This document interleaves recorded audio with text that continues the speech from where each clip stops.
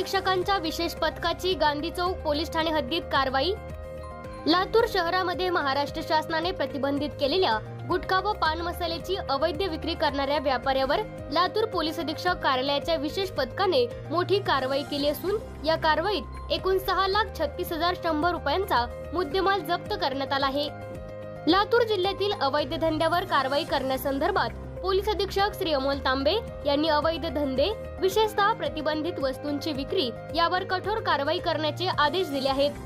त्या अनुषंगाने अपर पोलीस अधीक्षक श्री मंगेश चव्हाण यांच्या मार्गदर्शनाखाली आणि विशेष पथकाचे पोलीस उपनिरीक्षक श्री आयुब शेख यांच्या नेतृत्वाखालील पथकाला दिनांक 3 नोव्हेंबर 2025 रोजी गोपनीय माहिती प्राप्त झाली की गांधी चौक पोलीस ठाणे हद्दीतील गुळ मार्केट ते सम्राट चौक मार्गावर असलेल्या एका व्यापारी संकुलातील एका दुकानात प्रतिबंधित गुटखा व पान मसाल्याची अवैध विक्री सुरू आहे।